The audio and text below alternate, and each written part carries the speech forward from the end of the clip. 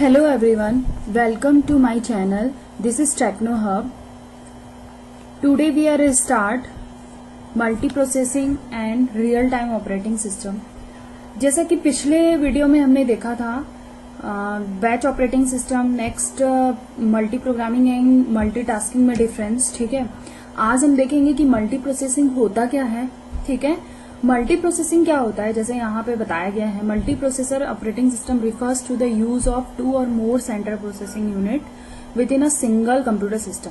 ठीक है, यही चीज मैं आपको बताने जा रही हूँ कि कंप्यूटर में एक से अधिक सीपीयू को अगर हम कनेक्ट कर देते हैं तो वो मल्टीपल प्रोसेसिंग का काम करता है. It is called multi processing.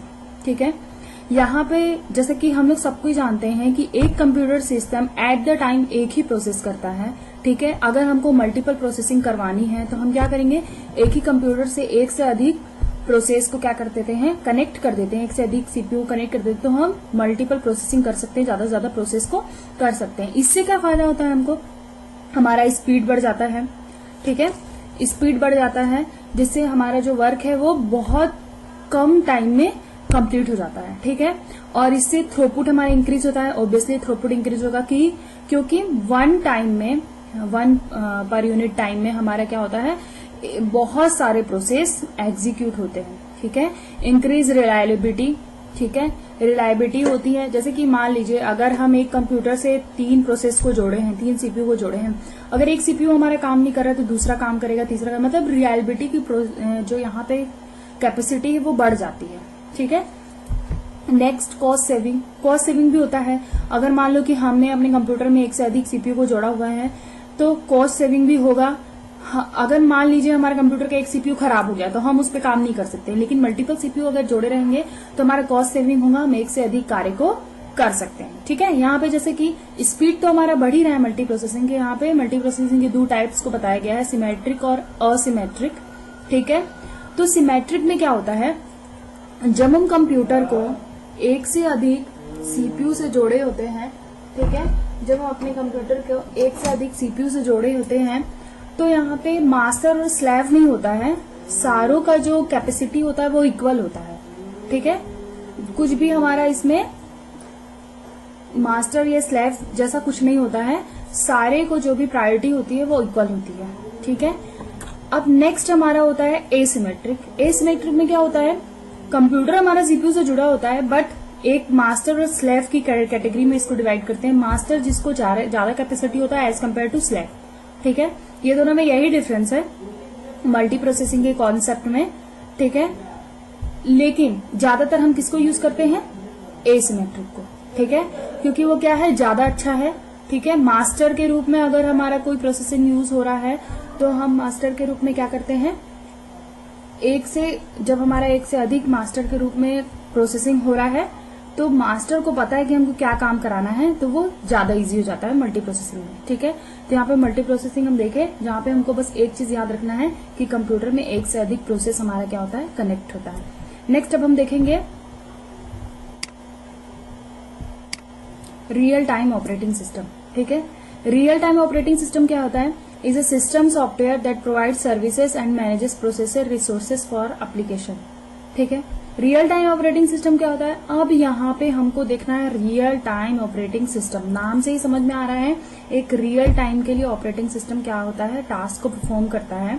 ठीक है, सिस्टम सॉफ्टवेयर प्रोवाइड करता है सर्विसेज और मैनेजेस, ठीक है, रिसोर्सेज एप्लीकेशंस के लिए. ठीक है, नेक्स्ट हम देख रहे हैं the system which are strict deadly time bounded. ठीक है, यहाँ पे जो भी प्रोसेसिंग होती है वो हमारा टाइम बाउंड होता है, स्ट्रिक्ट टाइम बाउंड होता है कि इस टाइम पे ही दूसरा प्रोसेस हमारा क्या होगा, एग्जीक्यूट होगा, या तुरंत हमको सीपीयू को तुरंत प्रोसेस करने के लिए, एग्जीक्यूशन करने के लिए तुरंत वहां पे प्रोसेस देना है. ठीक है, जैसे कि रियल टाइम ऑपरेटिंग सिस्टम हमारा कहाँ पे यूज होता है, एयरलाइन रिजर्वेशन सिस्टम में. ठीक है, एयर ट्रैफिक कंट्रोल सिस्टम में. ठीक है, इन सारों में हमारा तुरंत एग्जीक्यूशन होता है, यहाँ पे हम रियल टाइम ऑपरेटिंग सिस्टम को यूज करते हैं. ठीक, types of real time operating system क्या है, पहला है हमारा हार्ड रियल टाइम सिस्टम, दूसरा है सॉफ्ट रियल टाइम सिस्टम.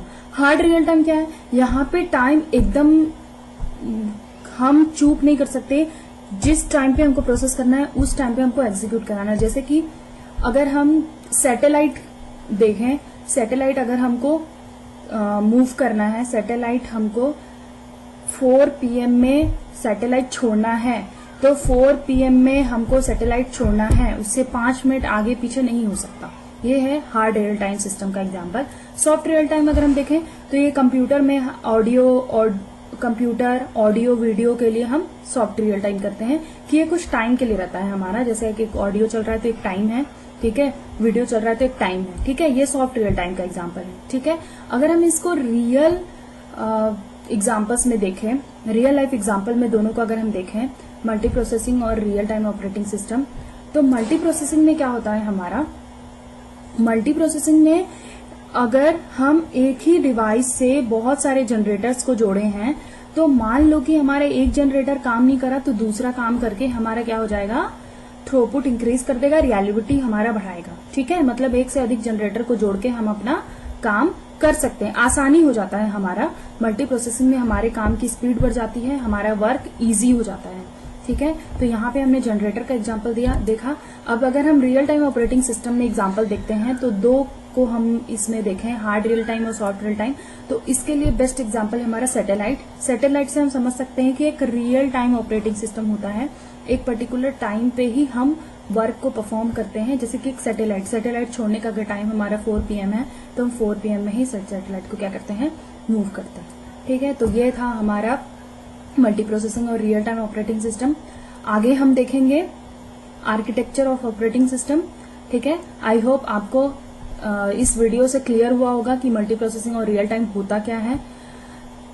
तो आगे हमारे चैनल पे बने रहिए, टेक्नो हब, लाइक करिए, शेयर करिए, ज्यादा से ज्यादा सब्सक्राइब करिए। Thank you.